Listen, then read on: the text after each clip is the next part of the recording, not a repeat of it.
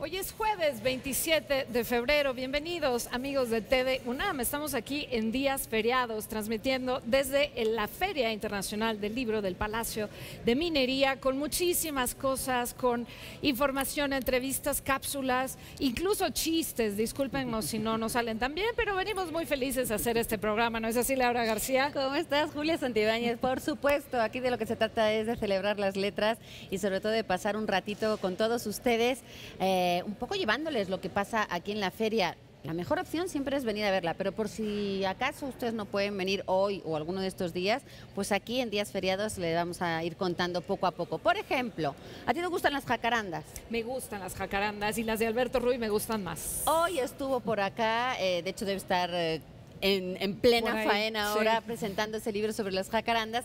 También estuvo Alejandro Rosas hablándonos de Hernán Cortés, que es un personaje siempre polémico y del que siempre hay cosas que decir. Hubo una reunión de bibliotecarios, qué importante también son las ferias para hacer este encuentro de profesionales alrededor de los libros y que los bibliotecarios digan pues a qué retos se están enfrentando, cuáles son las dificultades. Cómo va cambiando la práctica lectora. Porque y si alguien ha encontrado algo ahí maravilloso que poder compartir. Claro, por supuesto, porque en esto no está todo escrito y no es un juego de palabras. Constantemente aparecen manuscritos que estaban, comillas, perdidos, aparecen nuevos autores, se rinde homenaje a otros que habían estado invisibilizados, y eso tiene que ver con lo que vamos a ver más tarde, que publicaron, pero cuya obra no fue necesariamente muy visible en su momento, y de eso vamos a platicar un poquito más tarde. Tenemos un programa que vamos a tener aquí, padrísima. También hoy se entregó un premio. En esta feria también se aprovecha para dar un poco auge y para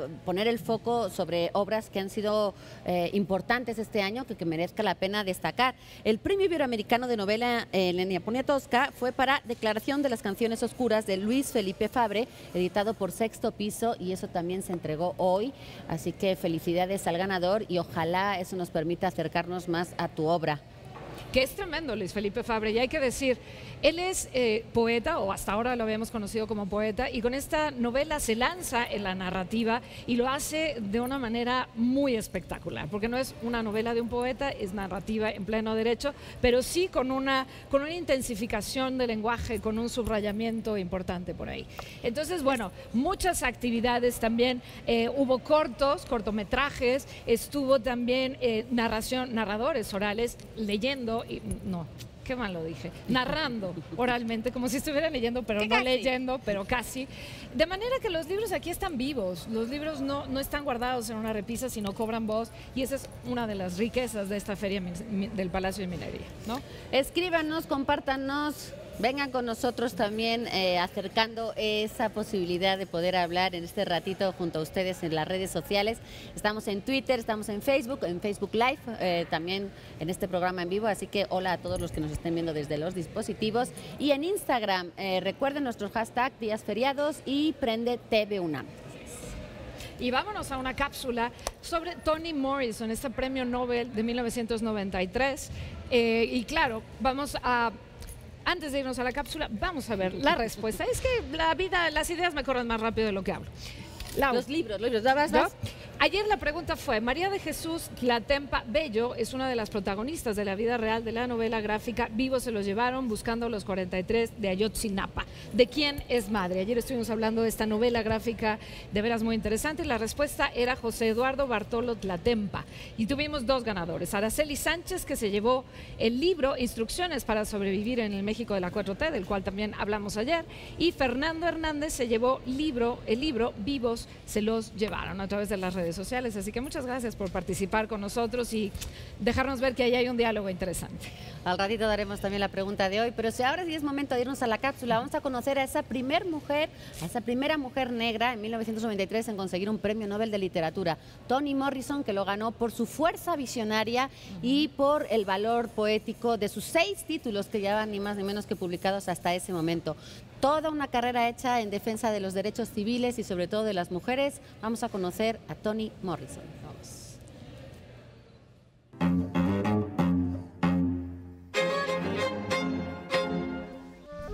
Toni Morrison, nombre original Chloe Anthony Wofford. Nace el 18 de febrero de 1931 en Lorain, Ohio, en Estados Unidos. Morrison creció en el medio oeste estadounidense en una familia afrodescendiente que poseía un intenso amor y aprecio por la cultura negra.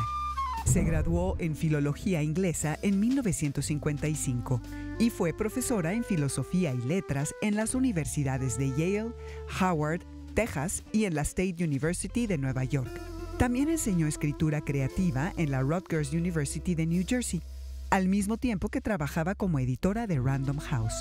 A su trabajo editorial se debe el descubrimiento de varios de los más representativos escritores de la joven literatura afroamericana de los Estados Unidos, como Richard Wright, Ralph Ellison, James Baldwin o Alice Walker. El primer libro de Morrison, The Bluest Eye, de 1970, es una novela de iniciación sobre una adolescente que está obsesionada con los estándares blancos de belleza y anhela tener ojos azules. Aclamada por la crítica con la novela Amada de 1987 y por el cual ganó un premio Pulitzer de ficción, sintetiza varios siglos de dolor y desesperación del pueblo negro esclavo, con la descarnada decisión que se ve obligada a tomar una madre que mata a su pequeña hija para evitarle una vida de esclavitud. En 1992 publicó una obra de crítica, Playing in the Dark, Whiteness and the Literary Imagination, y en 1993 recibió el Premio Nobel de Literatura. Toni Morrison se centra en la experiencia negra estadounidense. En una sociedad injusta y segregacionista, sus personajes luchan por encontrarse a sí mismos y su identidad cultural. Su uso de la fantasía, su estilo poético sinuoso y su rico entrelazamiento de lo mítico le dieron a las historias una gran fuerza y textura. En 2010, Morrison fue nombrada miembro de la Legión de Honor francesa y 2 años después fue galardonada con la Medalla Presidencial de la Libertad de los Estados Unidos. Toni Morrison fallece el 5 de agosto de 2019 en el Bronx, Nueva York, a causa de una neumonía.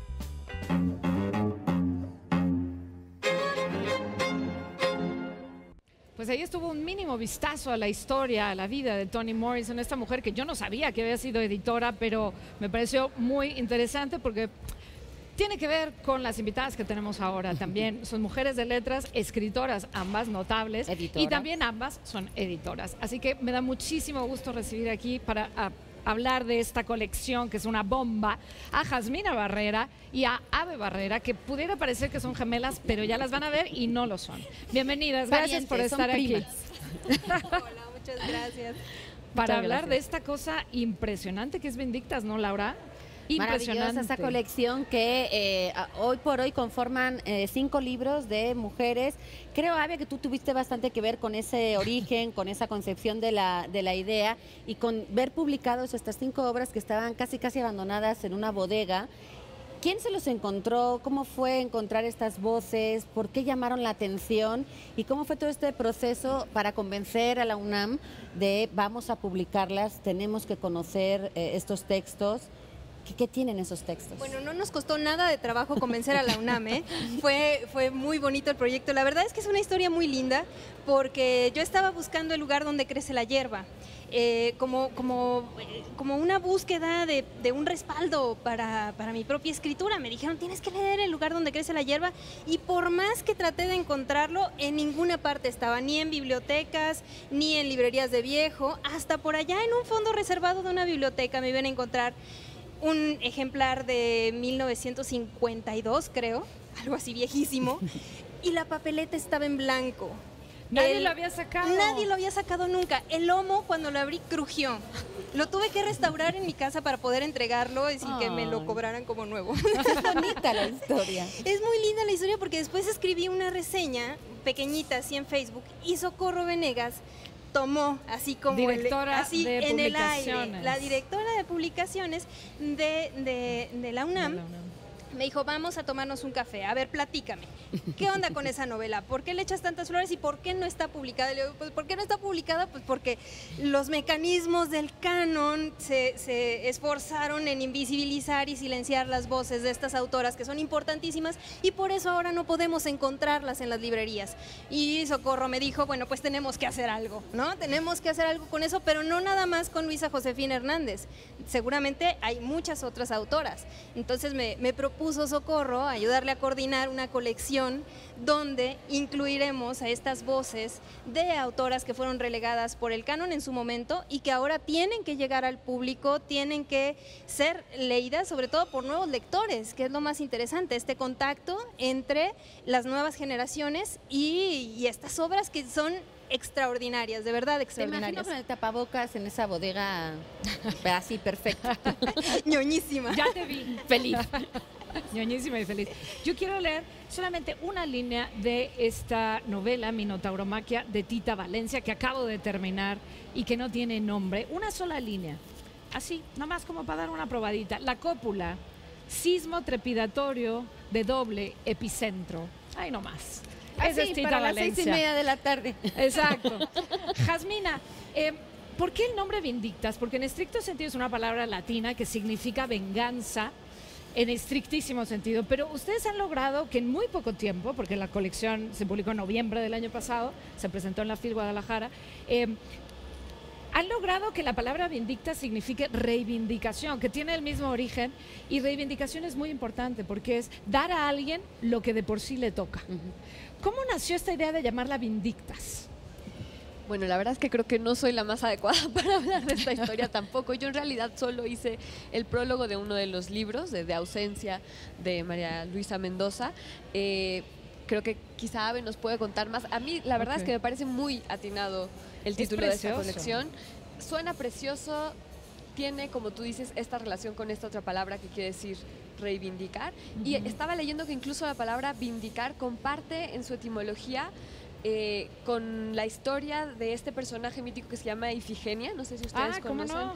esta mujer que sacrifican a los dioses en la mitología griega. Entonces me parece precioso todo lo que se puede, todas las relaciones que se pueden establecer a partir de este nombre. Pero que nos cuente Ave. Quizá nos puedes decir también tú, para escucharte a ti, Jazmina, todo este equipo que conforman una coordinación editorial, sacar estos textos que no sé si sufrieron modificación o no, pero también hay un diseño de portada de Clarisa Moura, y ustedes 5 como prologuistas, cuéntenos un poco cómo fue el trabajo de recibir estas obras, no sé si desconocidas por todas, pero sí por la mayoría de la gente, pero que tuvieron que prologar y desde la contemporaneidad hablar de estos textos que tienen muchos años a veces. ¿Cómo fue este diálogo con este texto de ustedes como prologuistas?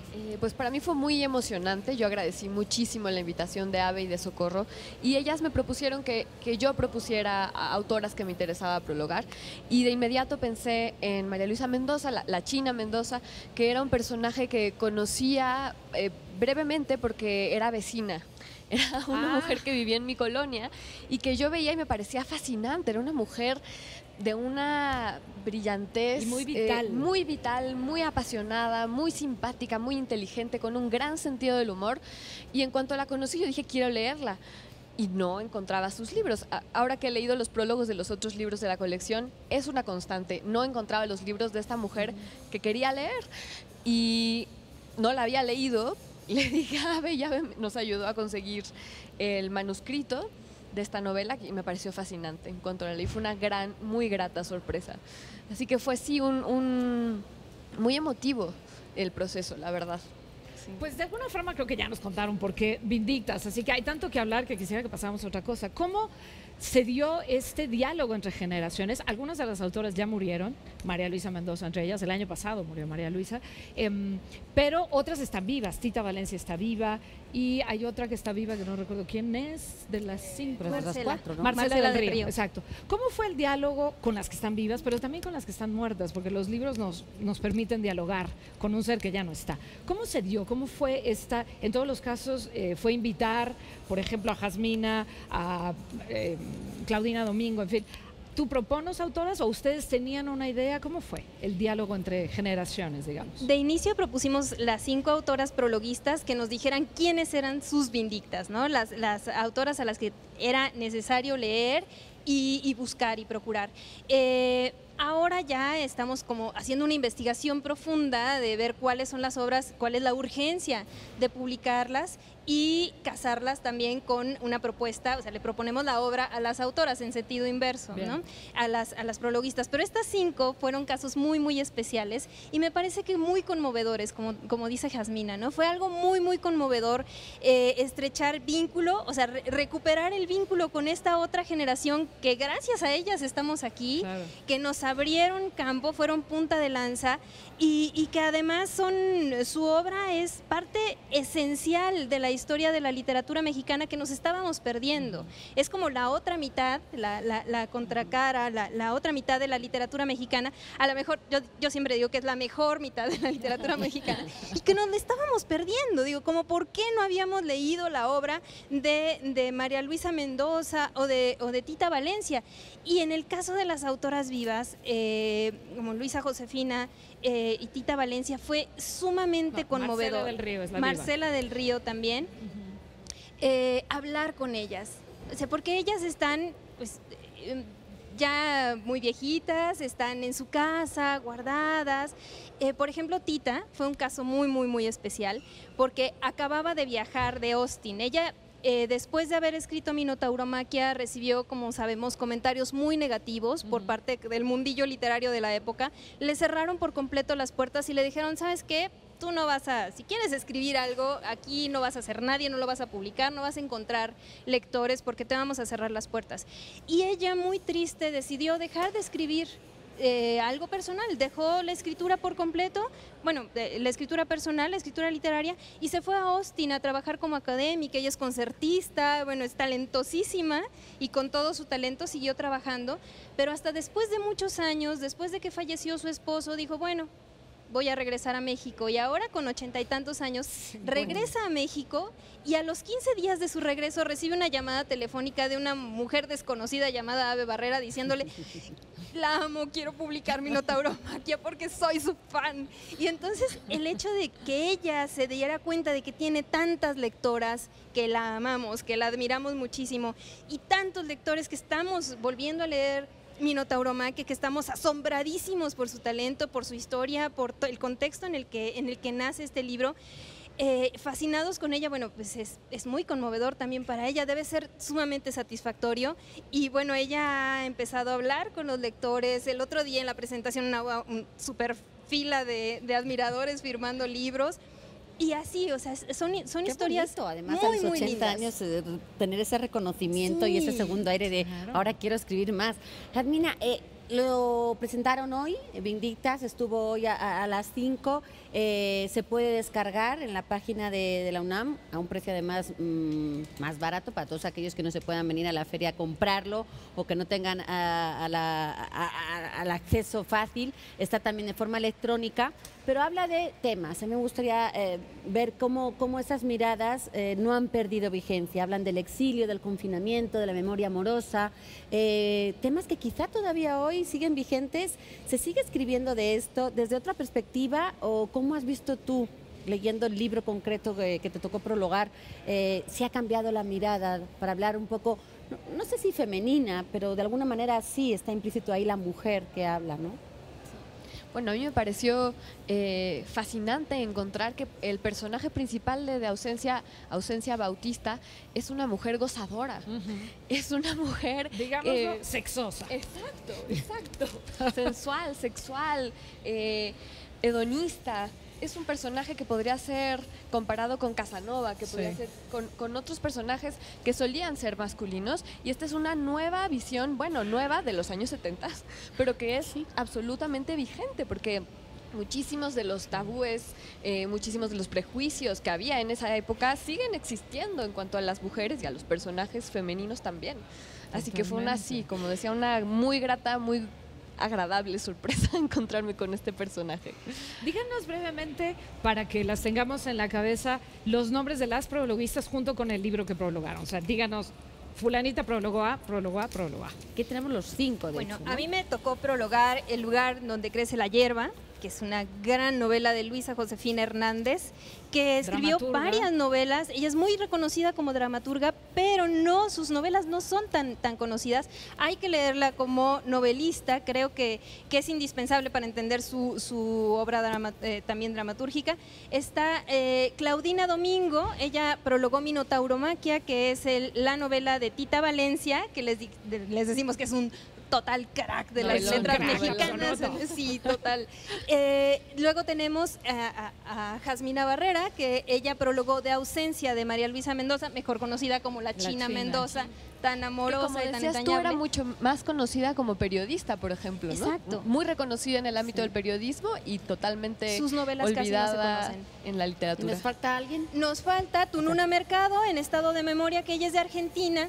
Su obra jamás circuló en México, a pesar de que ella vivió todo el exilio aquí en México, tiene vínculos muy, muy fuertes con México, y su libro nunca circuló acá, y es espectacular, ¿no? Su novela en Bellísimo, estado de memoria es bellísimo. bellísimo, y bueno, sienta como el precedente de la colección que queremos que abarque toda la lengua Va a haber más. española. Va a haber más, vienen muy, muy buenas novelas, vienen otro tanto de novelas muy, muy pegadoras que les va a encantar. Y por último tenemos La cripta del espejo, de Marcela del Río, que es el más gordo más de todos. gruesa, sí. Y es una novela increíble, súper entretenida, así de gorda como está, se lee de un tirón, así, es muy, muy, muy fluida. Y es una novela sobre el 68, sobre elementos contextuales del 68, escrita por una mujer, desde una perspectiva o desde varias perspectivas que nunca nadie había abordado. Entonces es una novela muy distinta a cualquier otra de su tema. Esta colección está haciendo trepidar el suelo completo de las letras mexicanas. Muchas gracias, Jasmina. Muchas gracias, Muchas Abe, gracias a ustedes. por Felicidades a la acompañarnos y por UNAM hablarnos de esto. Y gracias por a la todo lo UNAM, a que Socorro hacen. Venegas, un Sí, enorme felicidades a reconocimiento. Socorro. Felicidades, sin duda. Sí. Pues seguiremos hablando de Viendictas en todos los espacios porque hay que hablar de esto. Muchas gracias por estar aquí. Y bueno, nos vamos a una cápsula, Laura García. Vamos a ver de otras mexicanas, de 50 mexicanas que hicieron historia. Este libro de Pedro J. Fernández no es el cantante, no sé si canta, pero escribe sobre esto. Vamos a También. ver.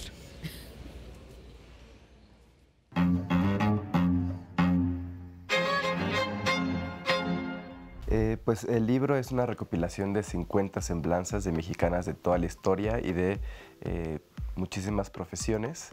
Y curiosamente quisimos que fuera un libro para niñas y niños porque ahí es donde empiezan a conocer estos personajes y la historia de México. Entonces que pudieran ver que la historia está hecha por mujeres y por hombres, creo que le da un valor a ese punto de la infancia. Y para hacer la lista pues fue una colaboración entre los nombres que yo propuse y los nombres que propuso la editorial para tener una mezcla completa de profesiones y de épocas históricas. Por ejemplo, de la parte histórica está Matilde Montoya, está la China Poblana, está Leona Vicario, y de la parte más contemporánea está Lila Downs, está Salma Hayek, está Carmen Victoria, Lidia Cacho. Entonces sí vemos que hay de todo ahí. Las historias están escritas en primera persona porque yo creo que ellas deben contar precisamente su historia, su lucha, qué obstáculos tuvieron que vencer y cuál fue su legado en la historia. Entonces creo que hacerlo en primera persona es un homenaje para ellas y la voz que tienen. Son historias que buscan la equidad de género porque precisamente quiero que todos entendamos que la historia está hecha por mujeres y por hombres. Entonces esta parte de que todos los periodos históricos están conformados por estas dos fuerzas, yo creo que contempla que se pueda leer para todos. Yo digo que es un libro para niños de 8 a 99 años porque todos tenemos que entender eso. Hace falta escribir sobre mujeres y rescatar estas historias que se enterraron precisamente porque eran mujeres. Yo llegué a este libro precisamente investigando mis novelas para adultos que son sobre hombres, pero encontré estos perfiles de mujeres y yo quería hacerlo con ellos, quería difundirlos. Entonces no es que yo siguiera una moda, más bien son nombres que están ahí en los libros que hay que rescatar y darles su prioridad y darles su voz. Los niños van a poder acercarse a este tipo de textos, que espero que después de este libro encuentren más libros sobre mujeres y que pues sigan curioseando sobre su propia historia. También eso es algo que quiero con este libro, porque muchas veces vemos la historia hacia afuera, admiramos a las mujeres de otros países, admiramos a Cleopatra o a Marie Curie, y no vemos las grandes personalidades que tenemos en México. Tenemos también que ver hacia adentro, tenemos que descubrir estos perfiles, y espero que después de esto sigamos descubriendo este tipo de historias para pues seguir descubriendo la grandeza de México y de su historia.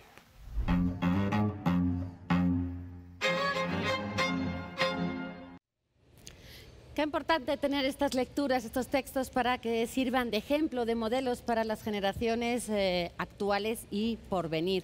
Así que ahí está también esa colección, esas semblanzas de esas 50 mujeres de la historia de México. Y nosotros seguimos celebrando estas de Vindictas, y ustedes se pueden llevar ni más ni menos que estos 2 títulos. Tenemos tres pares, para aquella persona que nos diga el nombre de la protagonista del libro de Bluest Eye, de Toni Morrison. Yo lo conozco como Ojos Azules, si ustedes lo saben decir en inglés mejor, pero el nombre de la protagonista. Comuníquense con nosotros por redes sociales para llevarse estos 2 fantásticos libros. Y ya se nos acabó el tiempo. Dios, qué terror, pero bueno.